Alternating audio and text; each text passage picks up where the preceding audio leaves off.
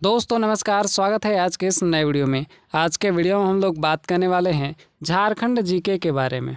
ठीक है, और ये झारखंड जीके आपके झारखंड में जितने भी एग्ज़ाम होता है, ठीक है, कंपटीशन का, उस सब के एग्ज़ाम में पूछ दिया जाता है। ठीक है, तो बहुत ही ज़्यादा इम्पोर्टेंट सवाल है और ये आपके जेपीएससी, जेएसएससी और जितने भी एग्ज़ाम होते हैं झारखंड में उन सब के लिए बहुत ज़्यादा इम्पोर्टेंट है। ठीक है, क्योंकि उन सब में झारखंड जीके से सवाल आता ही है। तो मैं आपको 1000 अति महत्वपूर्ण एमसीक्यू बताने वाला हूं। ठीक है, और ये पार्ट 2 वीडियो है, तो पार्ट 1 अगर आप नहीं देखे हैं तो उसको भी आप ज़रूर देख लीजिएगा। चलिए अब हम पार्ट 2 शुरू करते हैं। और पिछले वीडियो में हमने 100 प्रश्न देखे थे। ठीक है, तो आज के वीडियो में 101वें नंबर से शुरू होगा। तो आज का पहला प्रश्न है कि झारखंड में पृथक्तावादी, ठीक है, पृथक्तावादी आंदोलन की शुरुआत मूलतः कब से मानी जाती है? तो इसका सही उत्तर हो जाएगा कि बंगाल से अलग होकर, यहाँ पे देखिए तीसरा ऑप्शन, बंगाल से अलग होकर बिहार उड़ीसा प्रांत की स्थापना के साथ। यानी जब बंगाल से बिहार और उड़ीसा अलग हुआ था उसी समय से झारखंड में पृथक्तावादी आंदोलन की शुरुआत चल रही थी। मतलब झारखंड को भी अलग करने की आंदोलन चल रहा था। ठीक है, झारखंड को अलग करने के लिए उसी समय से आंदोलन चल रहा था। चलिए अगला है, झारखंड के पृथक अस्तित्व का प्रमुख कारण क्या है? तो इसका प्रमुख कारण है यहाँ पे कि पठारी भूमि, ठीक है, जनजातीय समाज, जंगलों की उपस्थिति, यानी कि उपर्युक्त सभी। ठीक है, सही उत्तर हो जाएगा उपर्युक्त सभी। देखिए झारखंड में जो है दूसरे राज्यों से थोड़ी अलग स्थिति पाई जाती है। यहाँ पे पठारी भूमि है, जनजातीय समाज है, जंगलों की उपस्थिति है, इसीलिए इन लोग आंदोलन कर रहे थे, ठीक है, झारखंड के लोग, कि झारखंड को एक अलग राज्य बना दीजिए। ठीक है, क्योंकि यहाँ पे सब कुछ एक अलग चीज़ था।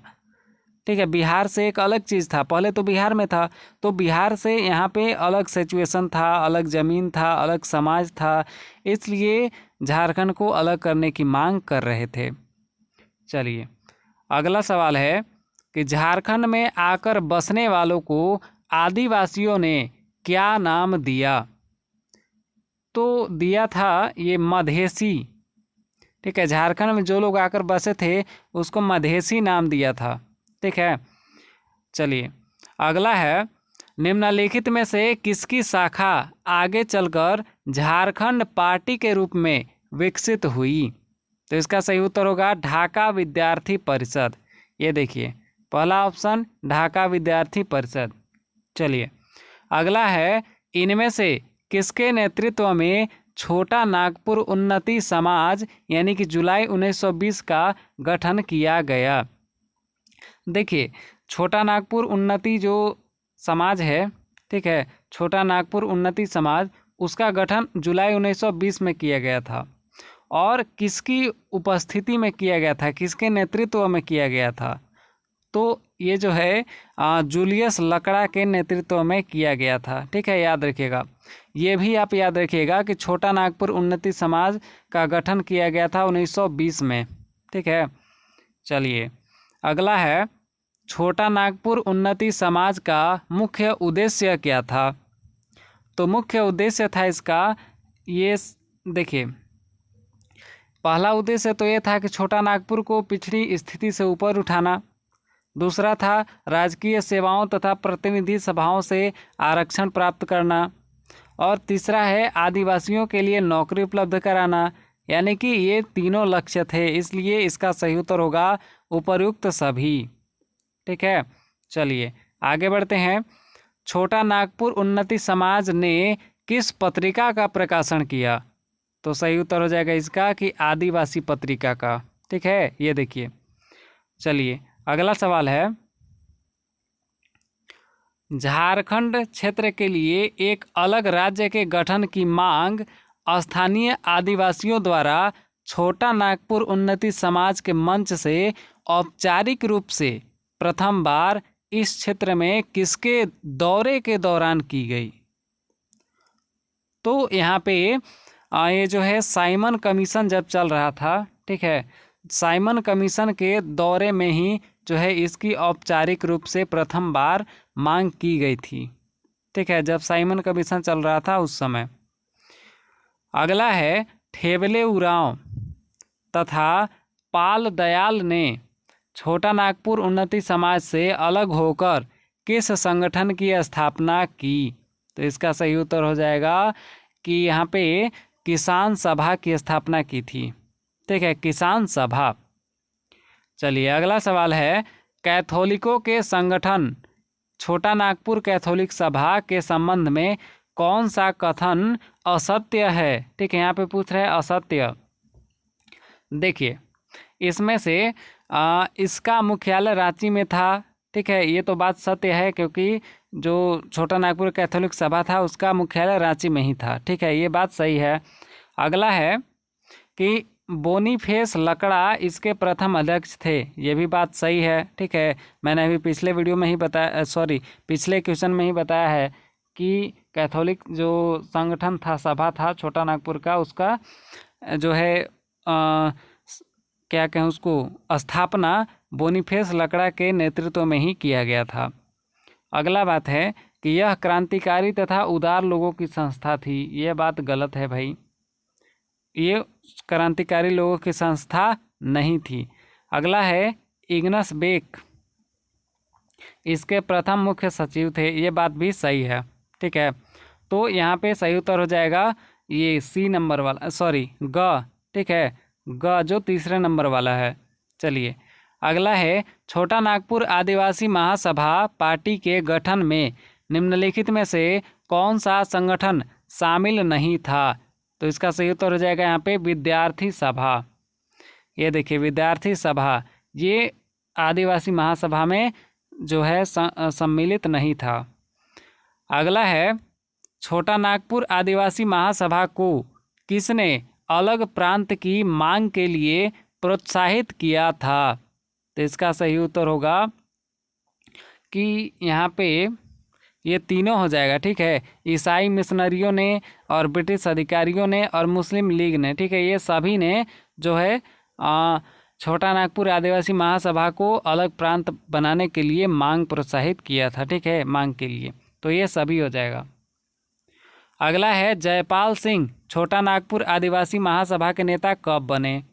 तो इसका सही उत्तर होगा यहाँ पे कि 1939 ईस्वी में, ठीक है, 1939 में। चलिए अगला है, वर्ष 1939 में हुए जिला बोर्ड चुनावों में किसके नेतृत्व में छोटा नागपुर आदिवासी महासभा ने सिंहभूम में 25 में से 22 तथा रांची में 25 में से 16 सीटें हासिल की? तो ये नेतृत्व में थे जयपाल सिंह, ठीक है, जयपाल सिंह के नेतृत्व में इतनी सीटें जीती थी। चलिए अगला है, छोटा नागपुर में अपनी घटती साख के मद्देनज़र कांग्रेस कार्य समिति ने आदिवासी असंतोष के कारणों का पता लगाने तथा जिम्मा जो है पता लगाने का जिम्मा किसको सौंपा? ठीक है, छोटा नागपुर में जो घटती साख थी उसको मद्देनज़र रखते हुए कांग्रेस कार्य समिति ने आदिवासी असंतोष के कारण का पता लगाने का जिम्मा किसे सौंपा था? तो सही उत्तर हो जाएगा इसका कि डॉक्टर राजेंद्र प्रसाद को, ठीक है, डॉक्टर राजेंद्र प्रसाद को सौंपा गया था। अगला है कि निम्नलिखित में से किस तिथि को छोटा नागपुर आदिवासी महासभा का एक प्रतिनिधिमंडल बिहार के तत्कालीन मुख्यमंत्री डॉक्टर श्री कृष्ण सिन्हा से मिला? तो इसका सही उत्तर होगा कि 5 जुलाई 1939 को। अगला है, गैर आदिवासियों ने छोटा नागपुर में किस संगठन की स्थापना की? तो गैर आदिवासियों ने जो है छोटा नागपुर प्रोटेक्शन लीग की स्थापना की थी। ये देखिए, छोटा नागपुर प्रोटेक्शन लीग। चलिए अगला है, जस्टिन रिचर्ड द्वारा स्थापित यूनाइटेड झारखंड पार्टी किससे संबंधित थी? तो ये संबंधित थी आदिवासियों से और ये गैर आदिवासियों से, दोनों से संबंधित थी। ठीक है, इसलिए इसका सही उत्तर होगा उपर्युक्त दोनों। चलिए अगला है, इनमें से किस वर्ष छोटा नागपुर आदिवासी महासभा ने जमशेदपुर अधिवेशन में यह निर्णय लिया कि गैर आदिवासी भी इस संगठन के सदस्य बन सकते हैं? तो इन्होंने जो है 1950 में यह निर्णय लिया था। ठीक है, चलिए अगला है, छोटा नागपुर आदिवासी महासभा ने अपनी नीतियों में बदलाव करते हुए संगठन का नाम भी बदल दिया। उस नए संगठन का नाम क्या रखा गया था? तो छोटा नागपुर आदिवासी महासभा का जो है दूसरा नाम रखा गया झारखंड पार्टी। ठीक है, झारखंड पार्टी नाम रखा गया था, उसको बदल दिया गया था। ठीक है, छोटा नागपुर आदिवासी महासभा का नाम बदलकर झारखंड पार्टी कर दिया गया। अगला है, वर्ष 1953 में फजल अली की अध्यक्षता में गठित राज्य पुनर्गठन आयोग के समक्ष निम्नलिखित में से किस राज्य के भूभाग को समेटते हुए पृथक झारखंड राज्य की मांग की गई? तो ये उत्तर प्रदेश, देखिए उत्तर प्रदेश, मध्य प्रदेश और उड़ीसा, ये सभी सही हो जाएगा। ठीक है, तो फजल अली की अध्यक्षता में 1953 में जो है राज्य पुनर्गठन आयोग के समक्ष ये जो है झारखंड राज्य की मांग की गई थी। ठीक है, मतलब उत्तर प्रदेश, मध्य प्रदेश और उड़ीसा, ये सभी को एक में मिलाकर झारखंड राज्य बनाने की मांग की गई थी उस समय। ठीक है, 1953 में। चलिए अगला है, झारखंड पार्टी का कांग्रेस में विलय कब हुआ? तो ये हुआ था 1 जून 1963 को। ठीक है, 1 जून 1963 को हुआ था। चलिए अगला है, वर्ष 1952 के बिहार विधानसभा चुनाव में झारखंड पार्टी ने कितनी सीटें हासिल की थी? तो ये हासिल की थी 33 सीटें। ठीक है, 33 सीटें। चलिए, निम्नलिखित में से कौन झारखंड पार्टी के बिखराव का हिस्सा नहीं है? यहाँ पे देखिए पूछ रहा है कि बिखराव का हिस्सा नहीं है, तो इसका सही उत्तर हो जाएगा यहाँ पे छोटा नागपुर मुक्ति मोर्चा। ठीक है, ये बिखराव का हिस्सा नहीं है। बाकी अखिल भारतीय झारखंड, हुल झारखंड, बिरसा सेवा दल, ये सभी झारखंड पार्टी के बिखराव के कारण थे। ठीक है, चलिए राज्य पुनर्गठन आयोग ने वर्ष 1955 में अलग राज्य की मांग को किस आधार पर अस्वीकार कर दिया?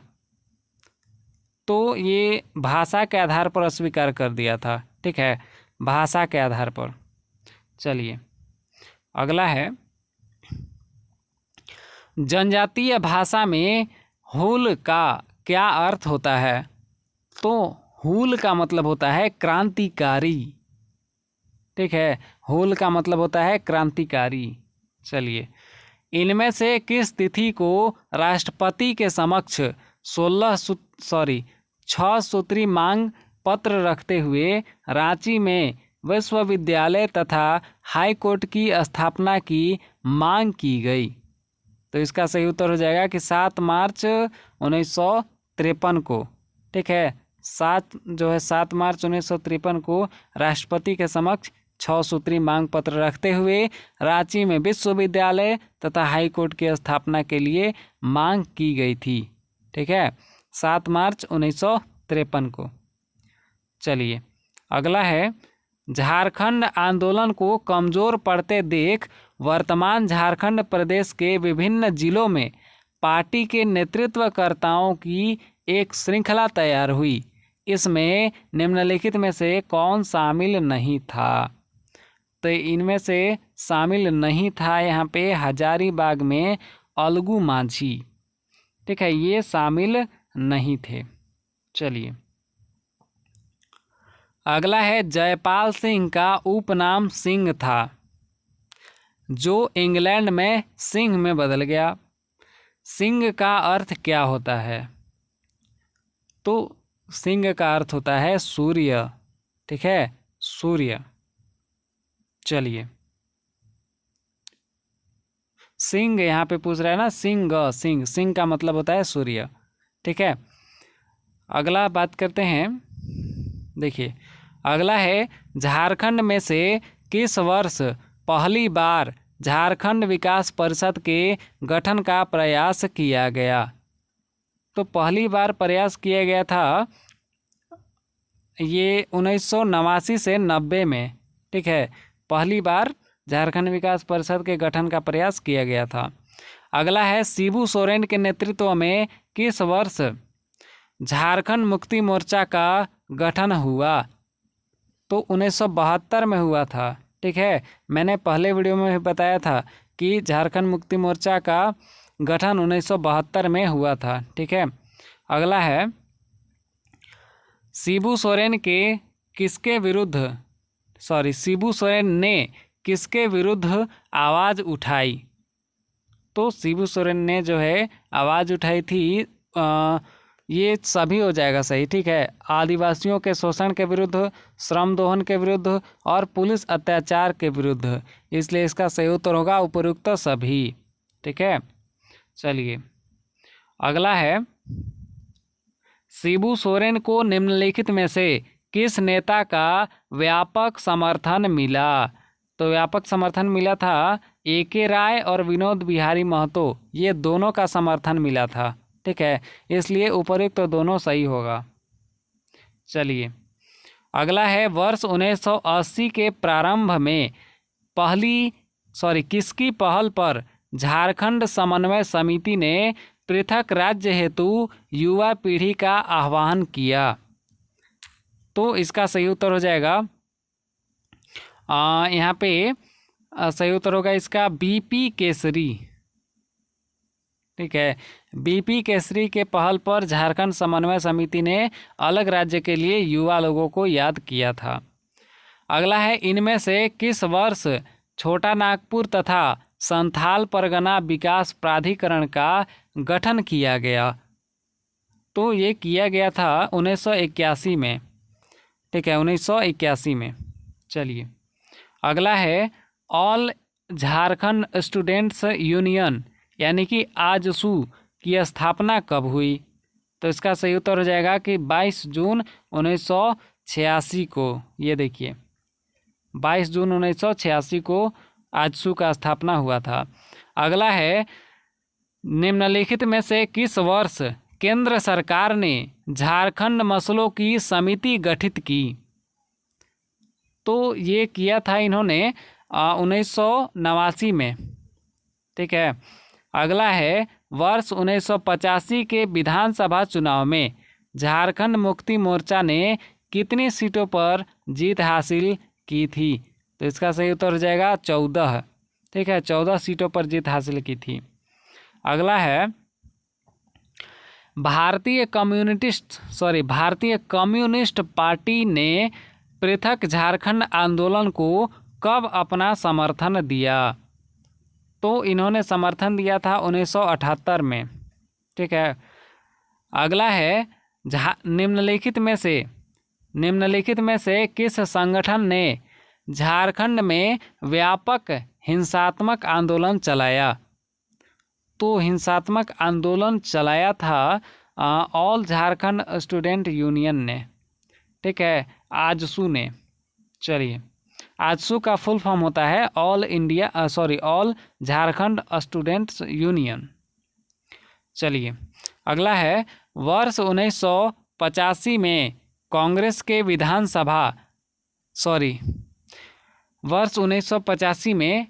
के विधायक देवेंद्र नाथ चंपिया द्वारा कितने विधायकों के हस्ताक्षर सहित छोटा नागपुर क्षेत्र को केंद्रीय प्रशासन के अधीन सौंपने की मांग की गई थी।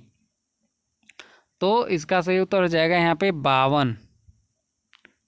ठीक है, तो 52 जो विधायक थे उनके हस्ताक्षर के साथ साथ देवेंद्र नाथ चंपिया द्वारा जो है छोटा नागपुर क्षेत्र को केंद्रीय प्रशासन के अधीन करने की मांग पत्र सौंपा गया था। अलग झारखंड राज्य हेतु त्रिपक्षीय समझौते में इनमें से कौन शामिल नहीं था? तो इसका सही उत्तर हो जाएगा ऑल झारखंड स्टूडेंट यूनियन। ठीक है, आजसू शामिल नहीं था त्रिपक्षीय समझौते में। अगला है बिहार विधानसभा ने झारखंड क्षेत्रीय स्वायत्त शासी परिषद के गठन संबंधी विधेयक कब पारित किया गया? तो इसका सही उत्तर हो जाएगा कि वर्ष 1994 में। ठीक है, वर्ष 1994 में। अगला है निम्नलिखित में से किस तिथि को झारखंड क्षेत्रीय स्वायत्तशासी परिषद का गठन हुआ? तो इसका गठन हुआ था 9 अगस्त 1995 को। ठीक है, अगला है झारखंड क्षेत्रीय स्वायत्तशासी परिषद में बिहार राज्य के कितने जिलों को शामिल किया गया जो झारखंड राज्य के अंग बने? तो यहाँ पे बने थे 18। ठीक है, ये बिहार के 18 जिले थे। ठीक है, जो कि झारखंड के जिले बन गए। ठीक है, जब झारखंड राज्य अलग हुआ तो उस समय 18 जिले थे झारखंड में, और ये बिहार के पहले जिला हुआ करते थे। ठीक है, तो 18 जिले मिल करके झारखंड राज्य की स्थापना कर दिए थे। चलिए, अगला है बिहार विधानसभा ने पृथक झारखंड राज्य संबंधी विधेयक कब पारित किया? तो ये पारित किया था वर्ष 1997 में। ठीक है, 1997 में। चलिए, अगला है बिहार राज्य पुनर्गठन विधेयक 2000 को लोकसभा ने कब पारित किया? तो पारित किया था 2 अगस्त 2000 को। ठीक है, 2 अगस्त 2000 को। चलिए, बिहार राज्य पुनर्गठन विधेयक 2000 को राज्यसभा ने कब पारित किया? तो इसका सही उत्तर होगा कि 11 अगस्त 2000 को। ये देखिए, 11 अगस्त 2000 को। चलिए, अगला है बिहार राज्य पुनर्गठन विधेयक को राष्ट्रपति ने कब मंजूरी प्रदान की? तो राष्ट्रपति ने मंजूरी प्रदान की थी ये 25 अगस्त 2000 को। ठीक है, 25 अगस्त 2000 को। चलिए, अगला है झारखंड भारत के 28वें राज्य के रूप में कब अस्तित्व में आया? तो ये अस्तित्व में आया था 15 नवंबर 2000 को। ठीक है, और 15 नवंबर 2000 को ही झारखंड राज्य की स्थापना की गई थी। ठीक है, तो ये 28वें राज्य के रूप में भारत के 28वें राज्य के रूप में शामिल हुआ था। अगला है झारखंड का प्रमुख प्राकृतिक भाग है।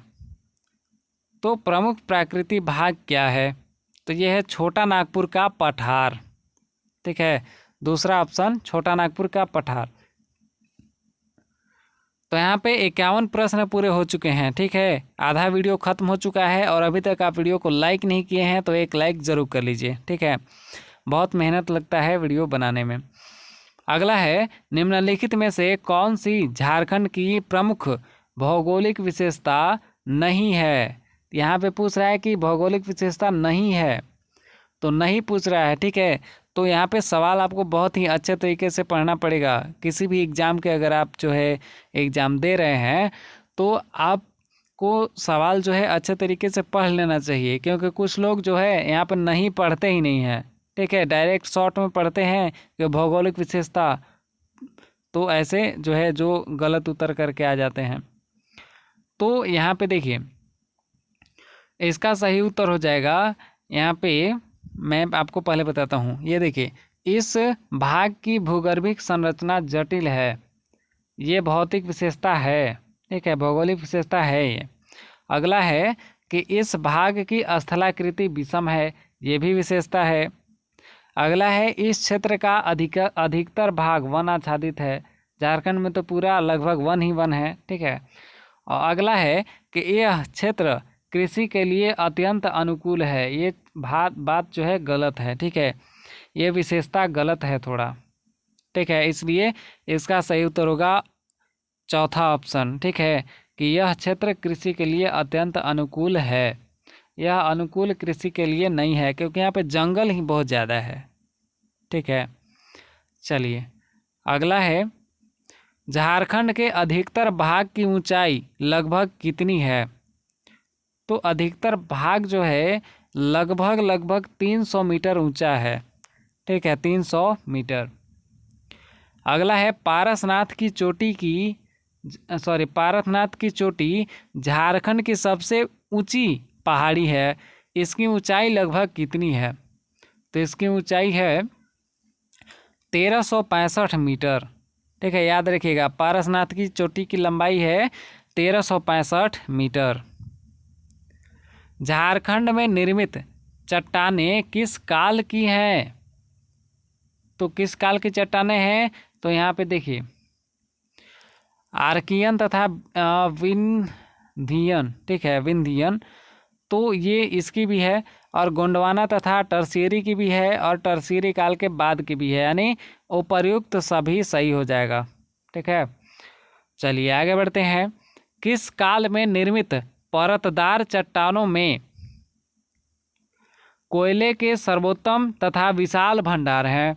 तो इसका सही उत्तर हो जाएगा यहाँ पे गोंडवाना, ठीक है। गोंडवाना लैंड के जो परतदार चट्टान है उसमें सर्वोत्तम कोयले पाए जाते हैं, ठीक है, कोयला पाया जाता है। चलिए अगला, निम्नलिखित में से कौन सी झारखंड की सबसे पुरानी भूगर्भिक संरचना है? तो इसका सही उत्तर हो जाएगा यहाँ पे आर्कियन, ठीक है, आर्कियन सबसे पुरानी संरचना है, भूगर्भिक संरचना है। अगला है विंधी, ठीक है, विंधी काल की चट्टानें जो झारखंड के उत्तर पश्चिम भाग में विस्तृत हैं, उनमें किसकी प्रधानता है? तो विंधी काल की चट्टानों में जो है पाया जाता है बालू पत्थर की और चूना पत्थर, ये दोनों पाए जाते हैं, ठीक है, इसलिए सही उत्तर होगा उपर्युक्त दोनों। चलिए अगला है, झारखंड के किस भाग में राजमहल ट्रैप की चट्टानें हैं? तो इसका सही उत्तर हो जाएगा कि उत्तर पूर्व, ठीक है, उत्तर पूर्व। चलिए अगला है, छोटा नागपुर पठारी भाग के दक्षिणी सिरे पर पाई जाने वाली प्राचीनतम परतदार चट्टानों को किस नाम से जाना जाता है? तो इसको जो है जाना जाता है धारवाड़ चट्टानों के नाम से, ठीक है। पठारी भाग के जो छोटा नागपुर पठार के जो दक्षिणी भाग में स्थित है, जो परतदार चट्टानें पाई जाती हैं, प्राचीन जो परतदार चट्टानें हैं, उसको धारवाड़ युगीन चट्टानों के नाम से जाना जाता है, ठीक है। अगला है, झारखंड में रूपांतरित परतदार चट्टानों का सर्वाधिक अच्छा विकास कहाँ हुआ है? तो ये हुआ है कोल्हन की पहाड़ी में, ठीक है, कोल्हन की पहाड़ी में।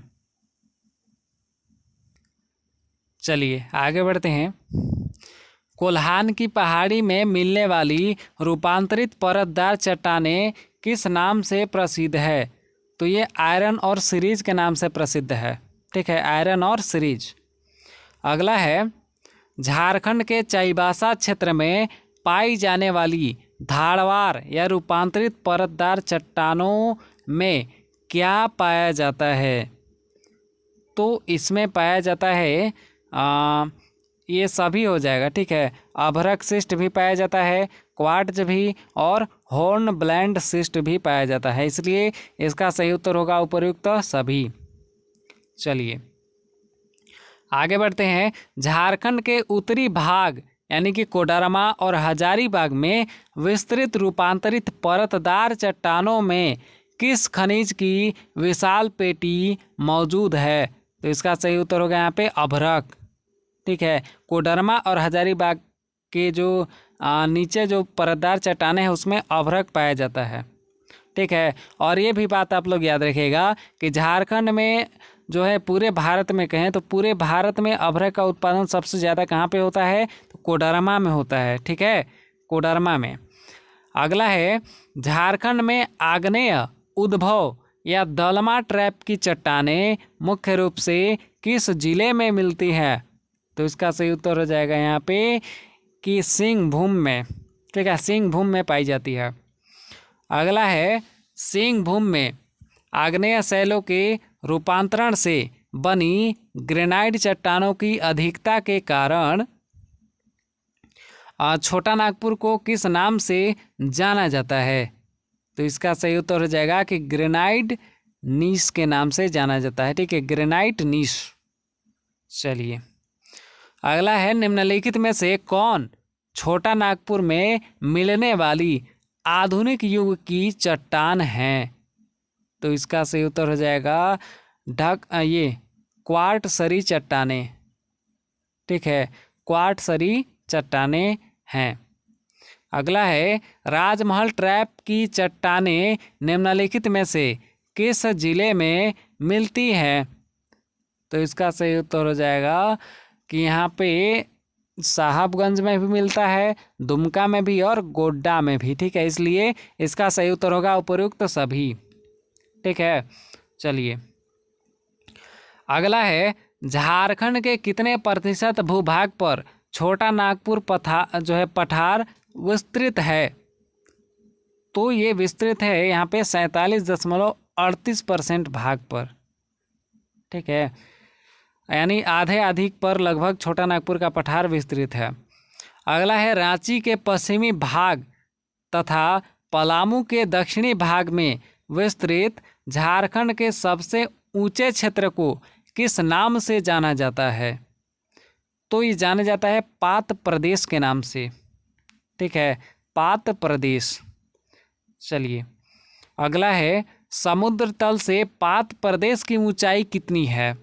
अब देखिए, पूछ दिया, तो इसका सही जवाब हो जाएगा यहाँ पे कि 762 से, ये देखिए 762 से 1097 मीटर ऊंचा है। ठीक है, अगला है, पात प्रदेश किस आकार में विस्तृत है? तो ये जो है त्रिभुजाकार में विस्तृत है। ठीक है, त्रिभुज के आकार जैसा विस्तृत है। पात प्रदेश का आधार उसके किस भाग में है? तो इसका सही उत्तर हो जाएगा यहाँ पे कि उत्तरी भाग में। ठीक है, अगला है, पात प्रदेश का कुछ हिस्सा किस अन्य प्रांत में विस्तृत है? तो इसका सही उत्तर हो जाएगा यहाँ पे छत्तीसगढ़। ठीक है, छत्तीसगढ़ में विस्तृत है। अगला, पात प्रदेश के संबंध में निम्नलिखित में से कौन सा कथन सत्य है? यहाँ पे कौन सा कथन सही है, यही पूछ रहा है।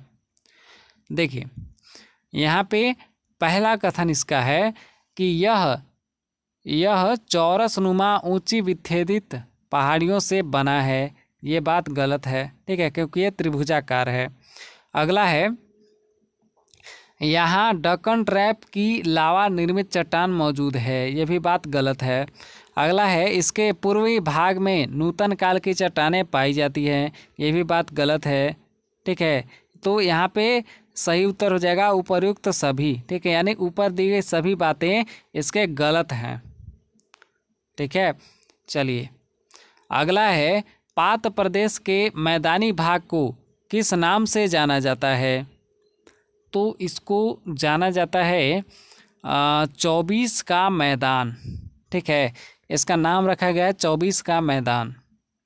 चलिए, अगला है, गणेशपुर पात की ऊंचाई कितनी है? तो गणेशपुर पात की ऊंचाई है 1171 मीटर। ठीक है, 1171 मीटर। अगला है, नेतरहाट पात की ऊंचाई कितनी है? तो नेतरहाट जो है पात की ऊंचाई है यहाँ पे 1180 मीटर। ठीक है, 1180 मीटर। अगला है, जनीरा पात की ऊंचाई कितनी है? तो इसका सही उत्तर हो जाएगा कि 1143 मीटर। ठीक है, अगला है, पात प्रदेश की सबसे महत्वपूर्ण पहाड़ी कौन सी है? तो सबसे महत्वपूर्ण पहाड़ी का नाम है यहाँ पे सानू और सरऊ, ये दोनों हैं। ठीक है, सारऊ। तो इसका सही उत्तर होगा उपर्युक्त तो दोनों। ठीक है, चलिए, अगला है, रांची का पठार निम्नलिखित में से किस जिले तक विस्तृत है? तो ये विस्तृत है रांची, लोहरदगा और गुमला। ठीक है, ये सभी हो जाएगा सही उत्तर। ठीक है, ये तीनों जिलों तक विस्तृत है। रांची के पठार की औसत ऊंचाई कितनी है? तो इसकी औसत ऊंचाई की बात करें अगर हम लोग, तो इसका औसत ऊंचाई होगा 365 मीटर। ठीक है, अगला है रांची के पठार का अधिकांश भाग किस चट्टान से निर्मित है? तो यहाँ पे सही उत्तर हो जाएगा कि ग्नीस और ग्रेनाइट। ठीक है, ये दोनों होगा, इसलिए उपयुक्त दोनों सही होगा। अगला है निम्नलिखित में से कौन सी रांची के पठार की विशेषता नहीं है? अब यहाँ पे विशेषता नहीं पूछ रहा है, तो इसका सही उत्तर होगा, सही उत्तर क्या, मैं आपको बताता हूँ कि किसकी कौन कौन सी विशेषता है। तो यहाँ पे देखिए, पहला है कि यह पठार उत्तर में दामोदर नदी की धसान घाटी से विभाजित है। ये बात सही है। ठीक है, ये विशेषता है। अगला है यह पठार रांची जिले में कम उबड़ खाबड़ है। ये भी बात सही है। यहाँ पे पठार गुमला जिले में कुछ अधिक कटा छांटा है। ये भी बात सही है। ठीक है, तो इसलिए इसका गलत बात अब एक ही निकलता है, वो है इस पठार की धरातलीय विषमता काफ़ी कम है। ये बात गलत है, क्योंकि धरातलीय विषमता बहुत ज़्यादा पाई जाती है, पर्वत पठार बहुत ज़्यादा हैं। ठीक है, उबड़ खाबड़ बहुत ज़्यादा है। चलिए, अगला है रांची के पठार के ऊपरी भाग को क्या कहते हैं? तो इसके ऊपरी भाग को कहा जाता है टांड। ठीक है, ये देखिए, टांड कहा जाता है, टांड। ठीक है, टांड कहते हैं। यहाँ पे अगला है कि रांची के पठार के निचले भाग को क्या कहते हैं? ठीक है, ऊपरे वाले भाग को तो टांड कहते हैं, अब निचले वाले भाग को क्या कहते हैं? तो निचले वाले भाग को दोन कहा जाता है। ठीक है, चलिए, अगला है हजारीबाग के पठारी क्षेत्र में अधिकांशतः किस प्रकार की चट्टानें मिलती हैं? तो यहाँ पे मिलती हैं ये ग्रेनाइट और नीस, ये दोनों हो जाएगा। ठीक है, इसलिए उपयुक्त दोनों। चलिए, अगला है निम्नलिखित में से किस क्षेत्र में हजारीबाग पठार विस्तार नहीं है? ठीक है, हजारीबाग पठार का विस्तार किस क्षेत्र में नहीं है? तो इसका सही उत्तर होगा यहाँ पे कि उत्तर में। ठीक है, ये देखिए, उत्तर में हजारीबाग पठार का विस्तार नहीं है। अगला है हजारीबाग पठार के दक्षिणी छोर पर कौन सी नदी बहती है? तो ये दामोदर नदी बहती है। ठीक है, और यहाँ पे देखिए सही उत्तर होगा दामोदर नदी, और दामोदर को झारखंड का शोक कहा जाता है। ठीक है, दामोदर नदी झारखंड का और बंगाल का, ठीक है, झारखंड और बंगाल का शोक नदी है, याद रखिएगा, झारखंड का शोक और बंगाल का शोक दामोदर नदी है। अगला है कि झारखंड में से कौन सा हजारीबाग पठार का उपभाग नहीं है? तो इसका सही उत्तर होगा यहाँ पे दक्षिण पूर्व का किनारा। ठीक है, ये देखिए, दक्षिण पूर्व का किनारा। चलिए, अगला है हजारीबाग पठार का विस्तार लगभग कितने वर्ग मील क्षेत्र में है? तो यहाँ पे यह है 7000 वर्ग मील। ठीक है, 7000 वर्ग मील के क्षेत्र में फैला हुआ है हजारीबाग पठार। अगला है हजारीबाग पठार की पूर्वी सीमा किस जिले की पूर्वी सीमा तक विस्तृत है? तो इसका सही उत्तर होगा यहाँ पे कि गिरिडीह। ठीक है, गिरिडीह के पूर्वी सीमा तक विस्तृत है हजारीबाग पठार। झारखंड की पहाड़ियाँ तथा संबंधित मैदान छोटा नागपुर पठार के किस भाग में स्थित हैं? तो इसका सही उत्तर होगा यहाँ पे उत्तर पूर्वी भाग में। ठीक है, उत्तर पूर्वी भाग में स्थित है। अगला है राजमहल की पहाड़ी भाग की औसत ऊंचाई कितनी है? तो इसकी औसत ऊंचाई की बात करें अगर, तो ये हो जाएगा 1500 से 3000 मीटर। ठीक है, यानी 1.5 से 3 किलोमीटर। अगला है राजमहल की पहाड़ी के पूर्वी तथा उत्तर पूर्वी भाग में किस नदी से निर्मित मैदानी भाग है? तो यहाँ पे सही उत्तर होगा इसका गंगा नदी। ठीक है, गंगा नदी से निर्मित मैदानी भाग है। कहाँ पे? तो राजमहल की पहाड़ी के पूर्वी तथा उत्तरी भाग में, उत्तरी पूर्वी भाग में। ठीक है, अगला है निम्नलिखित में से कौन सी राजमहल की पहाड़ी की विशेषता नहीं है? तो यहाँ पे सही उत्तर होगा इसका दामोदर नदी घाटी इसकी पूर्व सीमा है, ये विशेषता नहीं है। ठीक है, बाकी सभी विशेषताएं हैं इसकी। यह अत्यधिक कटा छटा पठार है, ये तो बात है। ठीक है, इसका झुकाव पूर्व तथा उत्तर की ओर है, ये भी बात सही है। इसका पठारी भाग जुरासिक काल की बेसाल्ट चट्टानों से ढका है, ये भी बात सही है। ठीक है, चलिए अगला है इनमें से कौन सा राजमहल की पहाड़ियों से संबंधित जिला नहीं है? तो ये पूछ रहा है कि इनमें से कौन सा जिला राजमहल की पहाड़ियों से संबंधित नहीं है? तो इसका सही उत्तर होगा गढ़वा। ठीक है, गढ़वा में कोई भी राजमहल ट्रैप वगैरह या पहाड़ियों वगैरह का नाम आपको सुनने को नहीं मिलेगा। अगला है राजमहल के पहाड़ी भाग के बाहरी हिस्सों में किस प्रकार की चट्टानों से निर्मित उबड़ खाबड़ मैदान है?